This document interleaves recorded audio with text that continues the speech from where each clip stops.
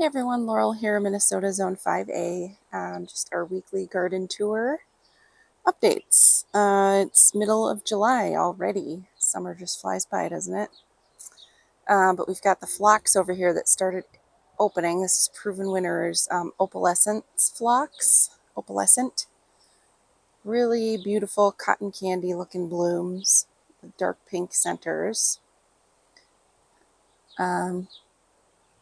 This one is very tall. It doesn't seem quite as full of blooms as previous years, but maybe I'm just remembering it wrong. That could very well happen. Next to that, we've got the Daisy May Shasta Daisy. I need to deadhead a few of the more browning blooms on here. This one reblooms a little bit. It'll send up some sort of side shoots as I deadhead, but I don't get like a big second flush of blooms from this one. I just cut it back and then it spends the rest of summer as just like tidy green foliage.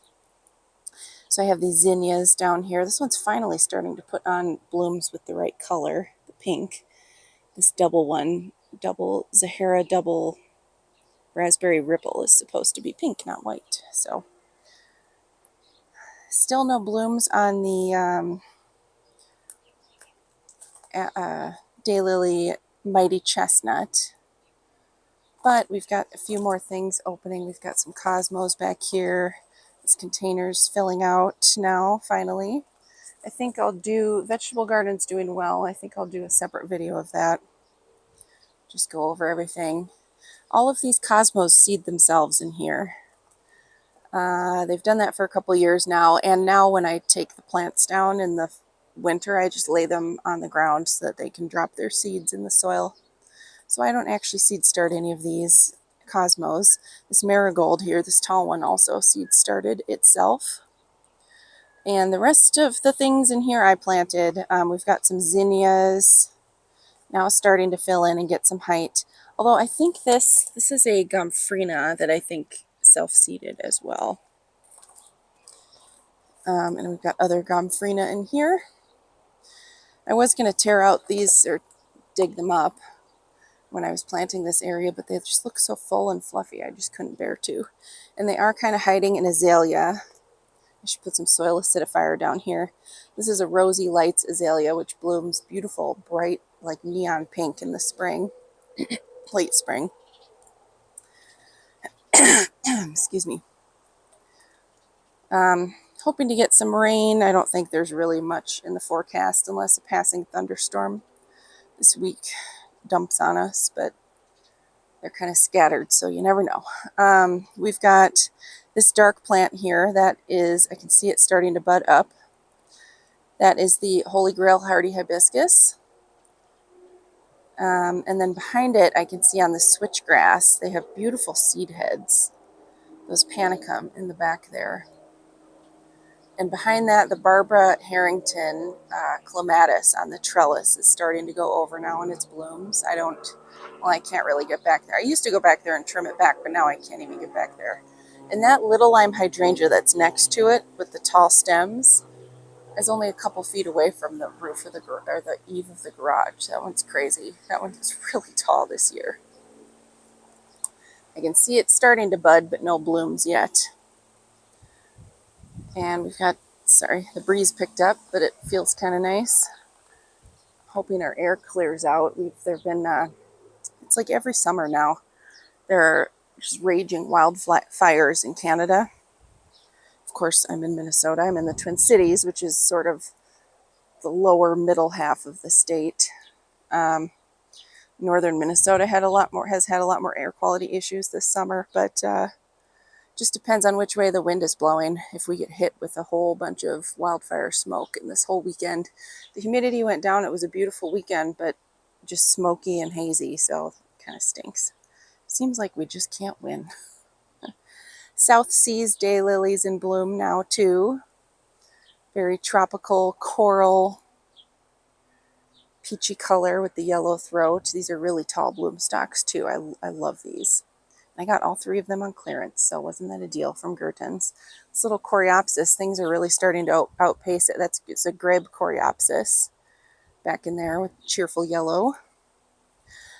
So I had like kind of a hole in the middle here where I think that might be where the milkweed was. I don't know, something died out there. So I had an extra canna. I saved my canna tubers and just restart them every year. I overwinter the roots. So I planted that in the hole. So we'll see how that does. We've got, so the coneflower here that's more like reddish orange, that is the original. I have two of them.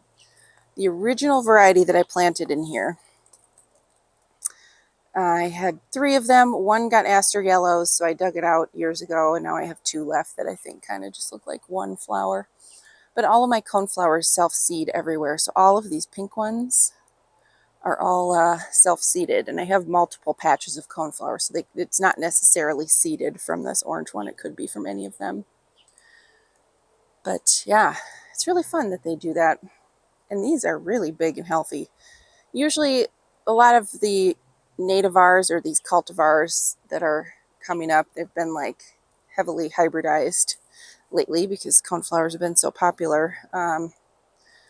But what happens is like an F1 hybrid, that's the first mixing 2 plants, and then you get a new hybrid that's F1, the first generation. And so the seeds won't come true to that generation. They could either come true to the original, either of the original parent plants, or it could be, depending on what they're pollinated with, if they're cross-pollinated, they could come out as a whole different plant. So who knows, but I like them. And we've got a night embers sedum in there. I do have some, I don't know if they'll actually bloom, but kind of back in between these spaces, there are some snapdragons. Before everything got really big and full in here, I used to plant snapdragons in there. And so they seed themselves a little bit. This hosta is looking a little burned this year, but that one is, oh, and there's a giant weed in there. All right, well, I have to get that. Very sun tolerant. Massive hosta. And then we've got some shrubs that are out of bloom, a weigela and a rose. This is what most Veronica does for me. This one I even put at the front of the garden. This year it's now, the Amsonia is kind of encroaching on it a little bit, but a couple years it had just completely airflow all around it, and it still gets the mildew and drops all its leaves. So Veronica is very, oh, and there's a bumble on it. They are very pollinator friendly plants. Veronica is very prone to mildew issues, and I won't be planting anymore because of that. So now this is in the front of the border and looks terrible. I mean, the blooms are pretty. I love that blue color. This is a blue star Amsonia that's getting really big now. Quite full. Still no beetle damage on my after 8 lilies. They're about to bud up, so fingers crossed the beetles leave those alone. I did buy a whole bunch of sale clearance annuals to pop in. I like to throw things in the empty spaces in the garden. These are 3 dwarf solidago or goldenrod, and they are looking really unhealthy this year. I don't know what's going on. They feel kind of crispy. I haven't looked it up. They are starting to bud, which is a little bit early. Usually they bloom in August. So, but they should be nice dark green. So I don't know what's going on with those. The thingies here, more coneflowers. These are, they haven't got their fully double blooms, but these are Sunseeker Salmon, echinacea. I have 2. I do have a 3rd to pop in here when I have a moment. This goldenrod, I'm concerned. I'm bummed because this goldenrod normally is huge. So I still have up the allium seed heads, and then I did cut back this phlox and cut away the parts that were suffering from fusarium or verticillium wilt, whichever it was. I'm not sure. So we'll see how it does. I don't have high hopes, but I'm just going to leave it. And I trimmed back the cat's pajamas nepeta here. I have 5 of them. So I trimmed off the spent blooms. You don't necessarily have to. They weren't as full of color, but they were still putting out little buds here and there. But they'll flush out a little bit with some small light blooming. And in the meantime, I will probably pop some more annuals in here. So Nothing terribly exciting. I also cut back the salvia self-seeded back here under the downspout. I'm just going to let it be. But it was encroaching on the other plants around it, so I cut that back hard, but that thing blooms all summer, so that'll throw out some new blooms in no time here. Otherwise, not too many changes over on this neck of the woods, this corner of the garden, just waiting for things to fill in. We can head on over here. You can see there's some old bread. Got a loaf of bread that went moldy really fast. I'm sure it already had mold in it when I purchased it, but so mold got thrown away and the rest of it set out for the squirrels. But I got a flat of 50 impatiens. Actually, there were 47 because 3 of them the plants did not survive in the cells, but just pink impatiens. So I popped those back in here. Got a patch of them down there. These will fill in. I will have to sprinkle if we don't get any more rain coming up here. But I've got a big patch of pachysandra over here. That's the ground cover. That was all weeds, so I I got a bag of clearance cedar chips, so I put those down pretty thick as obviously temporary weed suppression because they can just germinate on top. And then I had those green, I can't really walk back there, but those green patio blocks that I dug up from underground when I was digging out this garden area. So I repurposed those also as weed control. Otherwise, we've just got lots of shade stuff over here. And again, not too many updates. Other than I planted those impatiens. Hostas started to bloom. I do leave the blooms up until they die back, and then I cut so they don't look ratty. I love these though. They're like little petite blooms. I forget what kind of hosta this one is, but it stays really small. There's a bumble just shoving its whole chubby, fuzzy little body in there. And then these are just wax begonias. It's just a mix, pink and white, different shades of pink in this pot here. You can usually pack those pretty close to each other. They do great. Begonias are super low maintenance because they do not like a lot of water, so they're easy to care for. Need to water my tree again, and I have more begonias here. And then these sun patients are starting to fill in too in this planter. I do have some buds on my milkweed, so I'll show that when that opens, and some buds on the bee balm is all budded up over here. This is a native variety. It's like a purpley lavender color, so I'll show that. Try not to get hung up on my tree branch here. Ooh, it needs some water though. I will show that when that opens. And just starting to open, this is a huge plant. I had bought it to put in one spot and realized then how massive it was going to be at maturity. It was just this tiny little 4-inch pot when I bought it. This is a bone set eupatorium. It's in the Joe Pieweed family. The bees and butterflies absolutely love this plant. So I'm glad it works out back here. It does get kind of dry back here, so I do need to sprinkle things now and again. Still haven't moved the grasses or planted the arborvitae, but I did plant these 2. I got these on clearance. These are called henna coleus. Really pretty colors on those. I'll be looking for those next year. So far, so good on the juniper that I planted. It's kind of leaning backwards, but you can't tell from the front. I'm hoping it rights itself back up. Otherwise, we saw a lot of this in the last tour. This is why I love lungwort so much. That just beautiful shape to it. It's so low maintenance. I don't hardly have to water it once it's established. It took a couple years for it to establish fully. But after that, it's like maybe once a summer, if we're in deep drought, it'll get a little kind of wilty looking and tell me it needs water. This variety is Trevi Fountain. This is one variety that gets very large. I mean, these are large hostas next to it, and it is just as big. So if you grow Trevi Fountain, just beware. This one does get a fair amount of sun. They can tolerate quite a bit of sun, provided they are established and they get enough water. I luckily have clay soil, so even when we are in drought, especially when I water, the soil retains a lot of moisture. Just planted these snapdragons last weekend, so waiting for them to fill in. I have 2 other coleus over here called Torchlight, getting eaten up by flea beetles. Those are all like the polka dot things on the leaves. They're little teeny striped beetles that love to chew holes in leaves of all your ornamental stuff. And then these 3 heuchera are silver gumdrops by Proven Winners. The curly leaf hosta back there is called Wee. It's from Proven Winners as well. And I have a patch of rudbeckia that I self-seeded. This one, if you follow along with me, and the phlox, this phlox still in bloom. In my last tour, if you saw, this was a nice big and full plant. And then here I come out, it got wilt. So you can see more stems are starting to wilt. I've pulled out, that's a fungal disease that affects, it's soil borne and affects the roots of plants. And I know I have it in different spots in my garden. So it doesn't matter where, it's not, I mean, if it's going to affect the rudbeckia that I planted, the seed ones over here, it's going to do it through the soil. It doesn't matter whether I pull it out or not, really. But I did get one bloom. And this was my favorite color of the mixes that I got too. Look at that, isn't that pretty?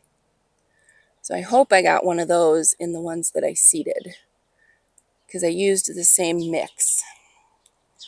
There's caramel mix and Sahara mix of seeds. So fingers crossed.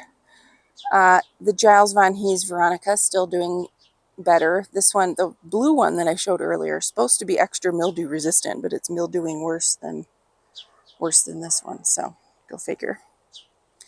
The diacia here is called Trinity Grace, this white flower, sprinkled in with some Persian Shield. Those are the purple ones here.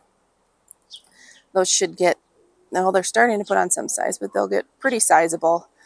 Hellebores, their blooms last about halfway through summer, and then they do this. They get all kind of brown and crispy looking. So I do like to come in and just deadhead those. So I'll do that as soon as I get a chance. Maybe tonight, we'll see. I still have to water and eat. Another torchlight coleus. And then this is, I think this one's called Raspberry Cream Gomphrena. I started that from seed. I don't recall now, but I also got some more clearance plants to put kind of in that empty spot. I do like to come and trim up. These are the autumn frost hosta. And like as you go back into the garden, there's more shade. Like the further to the front of the border you come, it gets more hours of sunlight. So they do get a little bit scorched on their leaves, but I trim them up and you can see like there's all kinds of new growth coming up in the center there. So just need to trim those up. We've got the Twinny Peach Snapdragon. I can see one that's not looking so hot, but the others are doing well here. More Trinity Grace, Diacia, and then I finally got some blooms. This is the Stokesia, Stokes Aster. Totally Stoked Riptide, I think is the name. Really purple, pretty purple. You can see it's all full of buds. And if I deadhead this, it'll just keep blooming. So I'm excited about that. This is like the first Zone 5 plant since we were upgraded from Zone 4B to 5A in my pocket of the Twin Cities.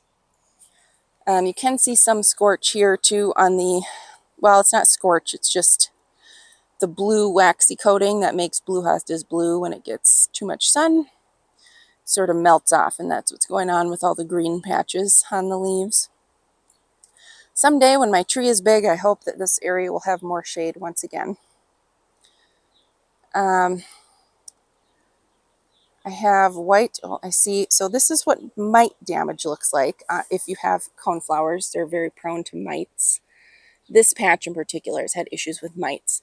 So they don't like kill the plant or harm it, they just eat the blooms, like the petals of the blooms, often before they emerge. So if you have deformed blooms like that, but the rest of the plant looks healthy, usually it's mites when you're talking coneflowers. You don't want to spray because then you're also killing their predatory mites that feed on them. You're harming pollinators. If you spray for mites, it's really not very effective to treat by spraying. Best thing to do is just anytime I see a deformed bloom like that, cut it off, because most of the mites are going to be concentrated in that bloom head. So if you cut it off and throw it away, don't put it in your compost, or you're just keeping those mites in your garden. But cut it off, dispose of it in the garbage, and you're reducing the number of mites on your plant. So I've I don't get a lot of blooms like that anymore. I've gotten it under control just by consistently deadheading. Same thing in the fall. Like this one, I probably won't leave these seed heads standing this year if I'm seeing a lot of mite damage, because then they're just kind of overwintering the eggs. Joylene Nicole Daylily is what is next to that, with that pretty peachy color, the yellow throat, and the frilly edges. These are more petite statured daylilies, but the blooms are large. They smell really good too. I do like to come in and clear out the spent blooms regularly. Daylilies, this is my issue with daylilies, is like the foliage browns out by the time they start blooming. And it'll keep putting out fresh foliage, but it just looks really ratty. And I don't really like the texture, even when the foliage is fresh. It's not my favorite, so I probably won't ever plant any more than I have for that reason, unless they are well hidden behind something. A lot of these coneflowers, the white ones have self-seeded, and the pink ones are self-seeded as well. And yeah, such a pretty bloom. So pretty. Just gorgeous color. Oh, a flea beetle in action. Let's see if I can zoom in enough. See that little striped beetle in the back, like towards the stem on that leaf? That's a flea beetle. That's what eats holes in all your plants. Usually not harmful to the plants. It just looks icky. Unless it's a really bad infestation, then they can damage the plant by destroying all the foliage. I've never had that bad of an infestation though. I've got just a mix of different varieties of snapdragon planted in here that I seed started.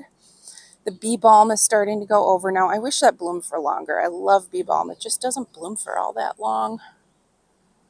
This patch is just that beautiful hot pink. But I have this coneflower that decided to seed itself in here that's also hot pink, so that's a bonus. I've got helenium down here too. That looks like it's getting budded up. Those are very autumnal colors, like kind of oranges, yellows, browns on those blooms. The barberry back here, having that nice pretty pop of green, chartreuse. The Caradonna salvia, I've talked about this too. I don't deadhead it usually, sometimes, but and it's it keeps throwing out little side shoots of fresh flowers. And this kind I don't find splits open for me like a lot of other salvias do. So I just leave that one be. I also see, you can kind of see behind there, I planted a bunch of the impatiens back there. I'm hoping I can get back there enough to water. We've got Millennium Allium all budded up. I did give a hard cut back to this Boom Chocolata geranium, so that will flush out some fresh foliage from the base there. Gave a little breathing room to everything around it. And it has continued to throw up new blooms. So it's looking a little lopsided now, but that's fine. I do like to, you don't have to deadhead the ageratum because it'll throw up new blooms to cover the brown ones, but it's not really difficult. I like to just get in there with a snip and cut away some of the brown just to make it look better while unnecessary. I prefer that aesthetic. Another patch of coneflowers mixed. The red one in front is the original color that I planted. They were clearance, so I don't know what variety. It was clearance because they were mislabeled. I think they were labeled as either yellow or pink, and they are, in fact, red. But they have self-seeded all over back here, and some of the white ones have also self-seeded, so now I have this beautiful patch of mixed colors, which I love. And I like all the different shades of pink in there, too. And we finally got some blooms started on the firelight hydrangeas. These are some of the first panicle hydrangeas to bloom. I know Quickfire and Little Quickfire are like tagged as being some of the earliest blooming panicle hydrangeas. I have those, and usually the firelight blooms first or around the same time. So, however, they are in different conditions. My two Little Quickfire hydrangeas are in almost full shade in the front yard, so that could contribute to that as well, contributing factor. And we've got blooms started on the Drops of Jupiter ornamental oregano. Pretty lavender blooms, and these will darken out to like a dark purple. Even the dried blooms look ornamental. So I like to leave them up over winter because it's a really pretty lacy texture, though they do seed themselves everywhere, so just be warned. It is pleasant weeding them, however, because it is an oregano, so it smells delicious as you're weeding. But yeah, if you don't want them to seed everywhere, then definitely cut those back. I'll decide later if that's what I want to do. And I cut back my salvia. This one splits open really bad. Otherwise, everything over here is looking pretty good. Do need to do a little bit of weeding in there. This says the pinkablu lungwort that I just planted. That's put on some really good size. And I do usually fill in with annuals because the salvia will mound up, but it won't take up this whole space again. So I'll pick up some more clearance stuff. I think that these two, I was thinking they were weeds, but I had some Bidens planted back here last year, and these look just like Bidens, so I'm just going to leave them be and see what they do. Never had Bidens come back or survive winter. Hopefully I can get to planting my yew over here, get some evergreen interest. Otherwise, things are looking okay. This raspberry splash is a lot less curly than the other one. This one also bloomed fully, unlike the other one that had all curly leaves on it. So I don't know what the deal is with that variety. But another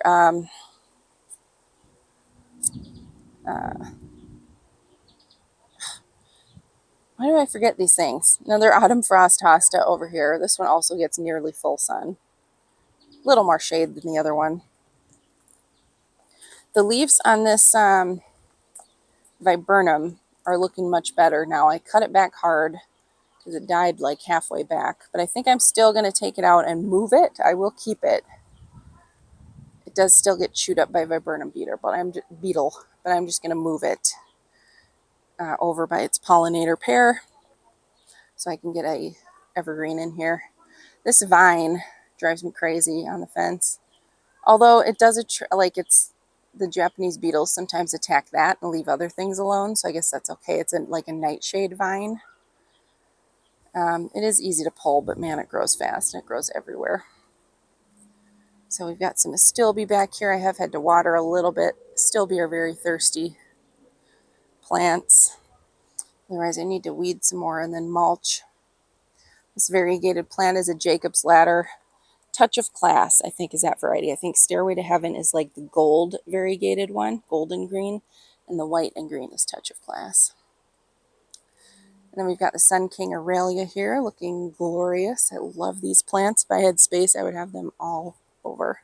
But as you can see, it's a perennial. It's herbaceous. It dies all the way to the ground in the winter, but it is ginormous. And this one's probably 4 or 5 years old, so it's full grown. And this willow, I'm so pleased. Oh, look at this. Look at these little buggers. Japanese beetles. See that? There's another one over there. Oh, I've been squishing those. Oh, there are 2 more, so I guess they're going after this plant. It's like they pick a different plant every year to just swarm. There are 2 more on that leaf. Dang it. I have to get out here with my bucket of soapy water. Pick those off.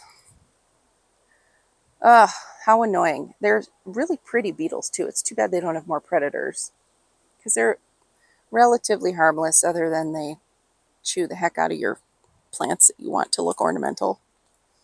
But they have like very few predators, so that's the issue. Anyway, yeah, when they decide to swarm a plant, like if one of them finds something really tasty that they like a lot, they send out like a pheromone signal to attract all of their friends. Like, hey, come chew on this plant, it's delicious. And so that's why you get plants that just get like swarmed with them, just covered and eaten to bits. It's because they're all calling over their friends to the buffet that they discovered. So anyway, I did cut back. I don't normally cut them back quite this hard, but this year I decided just to Chelsea chop these salvia. These were back to the fuchsia.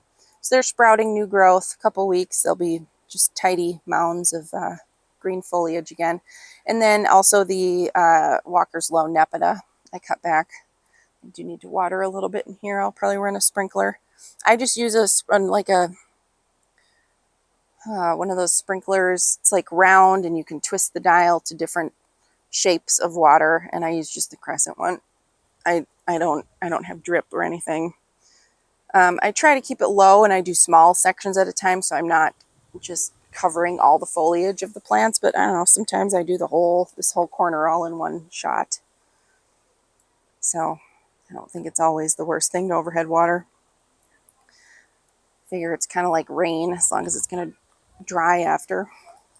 But anyway, in here I also tend to plant annuals, because while these things will mound up and look tidy, they don't really fill in this space anymore. So it's usually clearance annual time. Like I have a coleus planted there. That one was unlabeled, but it was like $1.13, so I got it. And then I had 2 extra foxglove that I popped in here along with my herb planter. And then I did plant some geraniums that I got on clearance up here on the fence. So, but I'll cover that if you watch my vegetable garden tour.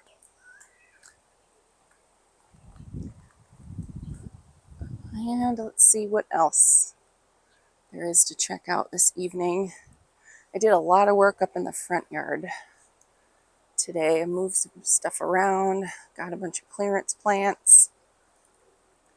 So excited about this. I don't think there are really any big changes over in this section, other than I planted some more impatiens in the bare spots. The clematis is now, I do love the seed heads, those little like poofy, frilly looking seed heads that they get. Those are very decorative too. But this is nearing the end of its bloom. This is Jackmanii. So I will cut it back a bit from the hanging basket. Otherwise, it just stays up there soaking up the sun for the rest of the year. I can see I need to water over here. This area tends to get dry because there is this giant, beautiful privacy screen of an arborvitae hedge. Very tall arborvitae, but they do suck up a lot of water. They are thirsty plants. So this area I have to sprinkle more than any other. Still waiting on the bobos to put out their blooms. They're a ways yet to go. I did get back here and hacked back some of this growth coming through the fence. What I like to do is if I have like a stump and vine killer, the kind that you paint on. So whatever I can reach through the fence and paint that on, cut it and paint it, I do that. But there's just no stopping it. There's so many little saplings coming through here. Cut back the geum. Yeah, this is the other raspberry splash with super curly leaves. Although some of the new ones popping out aren't as bad. So it always seems to recover. It's just kind of weird. And then it never opened it. It was covered in buds, but never opened its blooms this year. So Solomon seal there arching over. Got the ghost fern that was almost completely engulfed in weedy branches. Oh, mosquito. And my mystery heuchera that is like bulletproof. Hopefully I didn't just jinx it. I did finally cut back the honeysuckle hard. Everything I could reach. And I discovered the new growth did not have a lot of aphids. I just saw a few signs of it, so I thought it wasn't so bad. Underneath, all of the old growth was completely covered in aphids, like really bad. So they were hiding under the new growth, and I didn't see them. I did spray the whole thing with neem oil. That took forever. It was like 1.5 gallons that I mixed up. Definitely did not kill them all. I think it did some damage, so I don't know if I'll do it again or just leave it. In years, this is the 3rd year now that this has gotten aphids, and I don't see a lot of predators. Like, and I kind of wonder if I could get ladybugs or something to release onto this plant, since it's such a big food source. But I don't know. I don't see enough predators to counteract all of the aphids that are on it. But I mean, they haven't stopped it yet. I have managed them, or tried to anyways, and even just spraying them with the hose. I think next year I'll try in the spring spraying the ground around the plant before it leaves out with neem oil and see if that helps. Yeah, look at this. There's some dead ones on the branch, but like, look at all of those. That whole white chunk, that's all aphids. Ugh, so gross. My geranium looks nice and cheerful over there. The sunflowers have now started to bloom in full. So those are fun. That big tall one is just going to be a single bloom. That's opening up now. The shorter one is multi-bloom. And then here's my clearance plant haul. Some of it anyway. I planted a lot of it. If you're local to the Twin Cities, it's Fratelloni's Ace Hardware. Started doing 75% off all annuals and baskets and like potted containers. So really good deals. I did pick up an elephant ear and a canna. This is literally just to, oh, there's a kitten, just to save the tubers. So I'll plant those in the ground. I don't have plans for everything, but most stuff here I do. I have gotten a lot of it planted so far. So like the Proven Winners, their prices are usually $6.99 or $7.99 for Proven Winners. So 75% off of that. A lot of their annuals are ranging from like $4 to $7 full price, and then 75% off. I got a mixed container for my neighbors for 12 bucks. Really pretty. But it is going fast, so get there soon. Yeah, there's that sunflower. And I did a whole bunch of cleanup over here. Ooh, I can't wait till my rudbeckia opens. I hope this doesn't get borers again. That ruined the blooms last year, but they are about, I swear. And if that thing gets wilt right before it opens, ooh, I'm gonna be mad.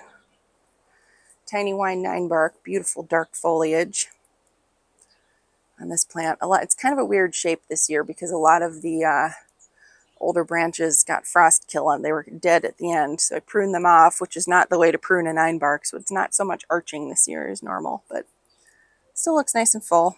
And hopefully next year will be better. So yeah, I cut back all the blooms from the lady's mantle, and you can see like it was laying on top of stuff, including that poor St. John's wort shrub. So lots of open space in here now. I can see I lost one Leotris. I used to have 2 back there, and the one that is back there still is not thriving at all. So I don't know. It's just these, now that these 2 shrubs have filled in and gotten big, it's mostly shade in there. So I'll figure out what I want to do for future years. I did cut back some branches. I discovered on the dogwood here that some branches had completely broken and snapped, and that's why it was looking so saggy, but they were kind of hidden in the middle. So once I got in there, I was able to clear those out. Now it's a little more upright. And I can't wait till this ligularia blooms. I may have to sprinkle back here a little bit too, if we don't get rain, because that's a thirsty plant. And I don't want it to get stressed right before it blooms. I love how huge those leaves are. I wish I could reach them, but they're way bigger than my hand. And these hostas, man. I've said last year I need to split them, and I really mean it for next year. I do not want to do it when they are fully leafed out. That is more labor that I am not willing to take on. I had to move a big one like this last year when it was almost fully leafed out. And that was hard to get a big enough root ball. So I don't want to do that. I'll wait till the spring to take care of those. We've got a patch of turtle head over here. This one, when this blooms, it's kind of like the last hurrah of summer. It's one of the last things to bloom. That, asters and mums are like the late summer. And we're going back around. So dahlia patch still looking good. I have confirmed the mystery dahlia over here is golden scepter. Thought it was either that or fairway spur from my poor labeling, but this is golden scepter. It's a yellow, beautiful buttery gold yellow ball dahlia. And that's what this huge one is in the middle. So it started to bloom over here. The white ones, I'll have to look at, I don't remember getting any white dahlias. I think these are supposed to be pink and white. But I got them in a pack from Menards for cheap, and so you never know. And same thing, these, I definitely didn't get any short single dahlias, and I have 2 of them over here. So again, mislabeled, but I don't mind. They're happy. It's hard to choose which dahlias to get anyway. And then I have another one from that same pack. It's coming up white. It's supposed to be pink, mostly pink with white, I think. Containers are filling in and looking good over here. I just did an updated container tour, but I will do another one. maybe in the next couple weeks. There's a kitten. Feral, there's a, oh, I got this little frog. I couldn't resist. I had that at Bachman's. So it's my new little friend. Yeah, we have, for those who are new to my channel or unfamiliar with the cat issue, my neighborhood, really the entire Twin Cities, I'm in the Twin Cities in Minnesota, has a massive feral cat problem. And there's really, it's like rescues are completely overwhelmed. They basically can't do anything anymore about it. They don't have the resources. So I have a large feral cat colony in my neighborhood. We ended up adopting 3 feral kittens that mama cat that's walking across our driveway right now had a year ago, last summer. Didn't plan on being cat owners, but now it's very nice to have pets in the house again. We love them. So, but there's no room at the inn. We cannot take any more cats. 3 is the maximum. So, I don't know. I think I'm going to put up a winter shelter in the back of the yard at least. And we keep out food and water in the winter just to help out. It's like I don't want the population to boom, but I also don't want them to suffer. So, anyway, the nice thing is I don't have any voles anymore or mice issues. I never get any rabbit damage. At least not in the summer, sometimes in the winter, but that's, I don't mind that. So all the little rodents are all taken care of by the ferals. There's Mama eating. We call her Mama because she's the mama of our cats. I did pot up this container with some geranium vinca, all sale. I think everything in there cost under $10 total. I already had the pot and the soil.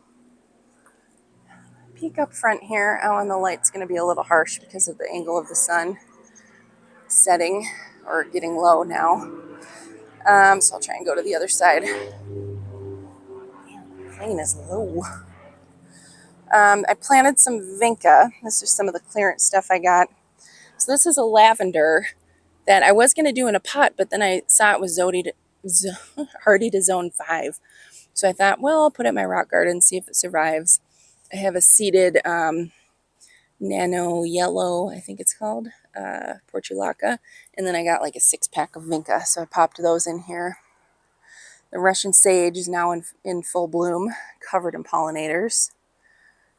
I'll have to show that in better light and maybe in my next video. In the morning, this area is in shade from the beautiful smoke bush tree.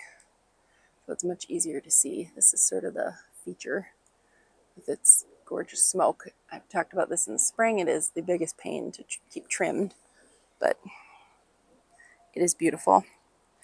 And the violas that I transplanted all died back, or most of them. So I popped some more dianthus and some vinca in here. Hard to see.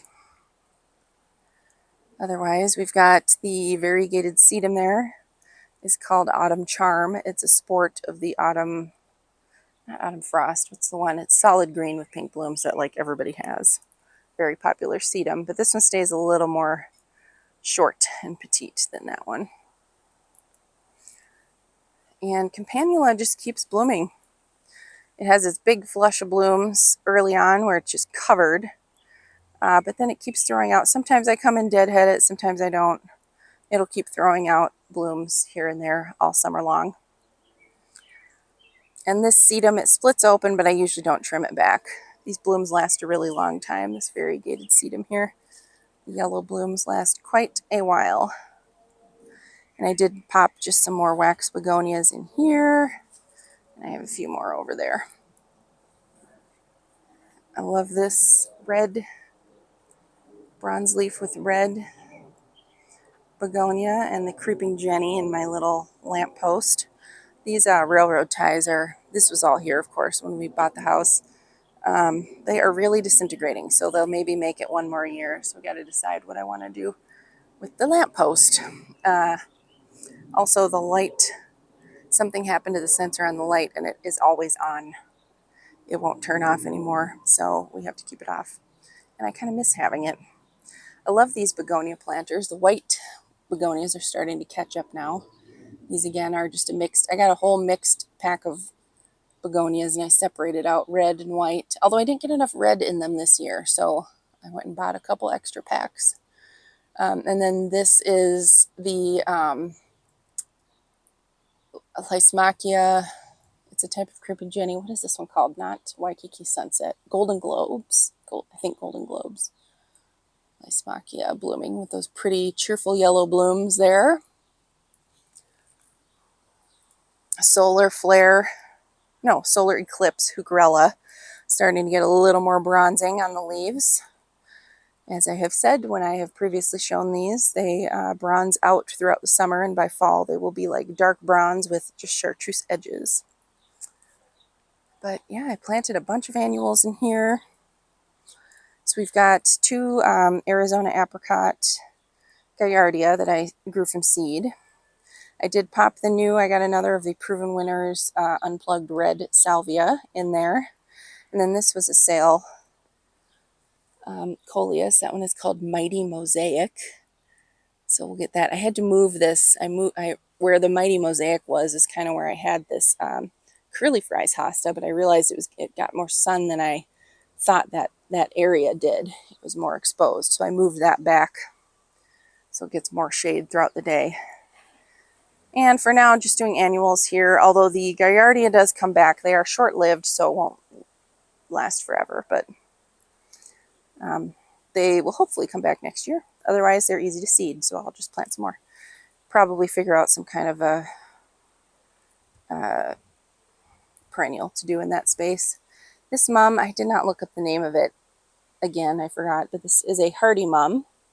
It started to open. This should get pretty big and fill in. I just was crowded out by other plants in previous years up until now. But it has that kind of ballerina pink color to it. Almost peachy toned. And they will fully open. None of them are fully open now yet, because they'll be that kind of mum like ball bloom shape. I have a couple snapdragons, and then this is the Pardon My Cerise bee balm from Proven Winners. So that one is fairly new. I did start cutting back some of these heuchera or hellebore blooms. This one is the Spanish Flare. And the leaves, I think I'm going to wait till they brown out, because they do still have that pop of white and then red in the center when you get up close. So I just can't bear to cut those back quite yet.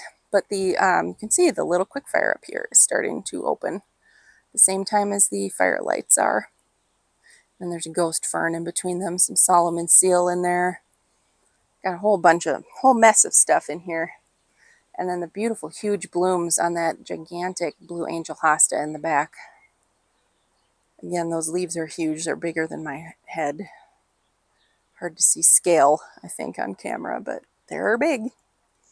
This yew just keeps on going. I'm going to have to trim it yet again. This one in particular is why I think I need to buy a hedge trimmer, because I just do it by hand, and it's a lot. This thing is like 5 feet tall easily.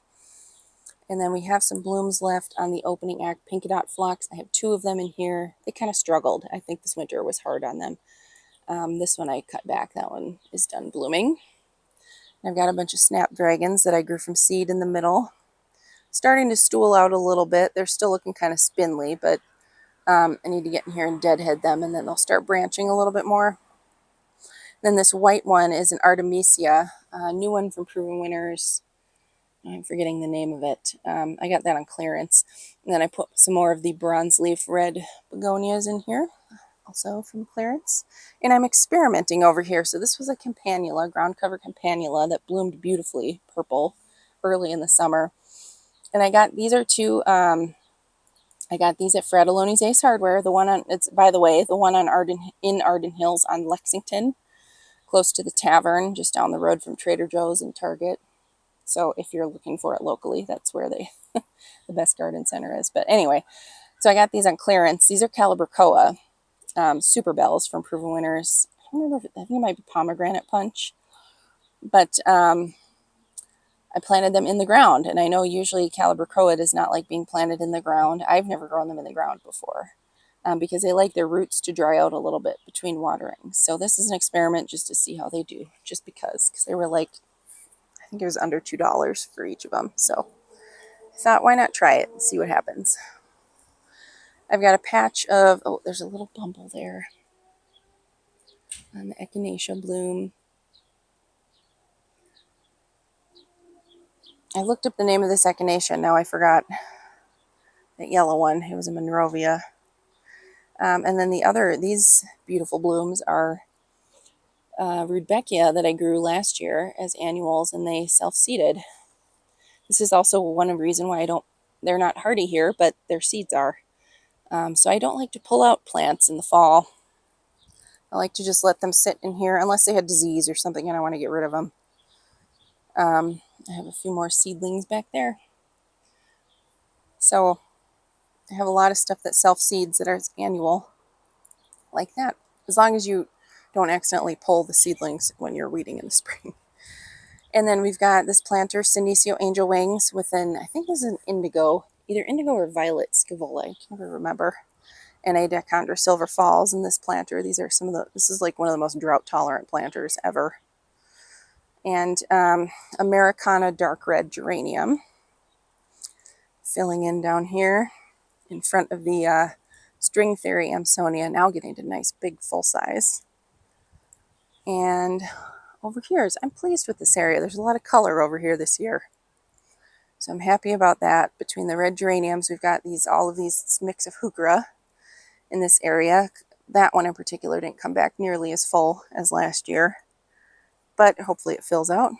So for now, I'll just pop some other things in here, like another henna coleus. And some extra marigolds. I have another Americana geranium that I might throw in there. And then this is a blue shadow Fothergilla shrub. So if you're looking for those locally, I know they're hard to find. I have seen them at Gertens. So check Gertens for the blue shadow. I think they've got two kinds of Fothergilla, blue shadow and maybe Mount Airy. Not too bad of prices either. This one I think I got at Bachman's, but it was maybe 3 years ago now. And then the limoncello barberry, still looking good this early in the season. This is a caramel heuchera. That is one of the best performing. I have two of those, that one and this one, and they're huge. Two of the best performing heuchera I've ever grown. Heuchera are touchy in wintertime, so I know a lot of people in the Midwest in particular lost a bunch of heuchera to our cold winter. This patch of marigolds that I transplanted, these all seeded themselves from plants I grew last year, but they were in my vegetable garden, taking up way too much space. So I transplanted them back here, and it took them a little bit to bounce back, but now they're looking fabulous. And dill self-seeds. I love dill flowers, that like lacy. I know pollinators love them, and I see like butterfly caterpillars, so I just let the dill go wherever it pops up. And two ornamental cabbage getting completely eaten by cabbage worms, but oh well. Again, I grow those from seed, so not a big loss. I have been able to run the soaker hose back here, so we have all of these little seedlings are the balsam, Impatiens balsamina, germinating back here. That's what this whole garden bed is filled with. And then I planted some Victoria Blue Salvia. I had a flat of that, so I planted that in the front border. This is a balsam that germinated early. They get really large. So the ones that are coming up around the salvia, they seed themselves like crazy, but they're super easy to pull out. And I don't want them to get, if I let them grow big, they'll completely engulf the salvia. So I keep them to the farther back. They also die back a little bit earlier than some annuals, which is why I put other things in here too. 3 more ornamental cabbage that I grew from seed. And then I got a patch of the Victoria Blue Salvia and Carmine Gomphrena. Self-seeded patch of foxgloves that just keep seeding themselves every year. And this beautiful echinacea also being visited by a little bumble. No memory of what variety this is. It was end of season clearance plant. Like so many, probably 90% of my garden is clearance or sale, mostly clearance. And then I have 2 Calamagrostis overdam grasses back here. I just love that grass.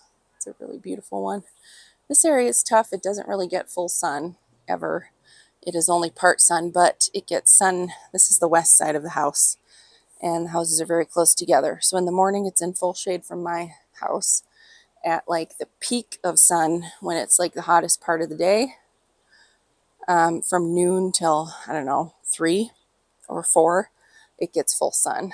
And then it gets shaded when the sun dips lower behind my neighbor's house. So tough area to plant, but the soaker hose works pretty well, and the balsam does great. So someday I'll make a plan for this whole side garden, but not today.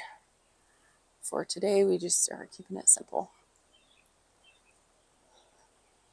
So I think that's it. I did cut back some of the iris seed heads. This is Caesar's brother, Siberian iris.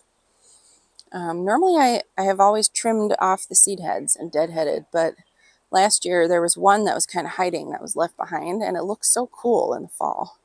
So I just want to try it and see what happens if I leave them up.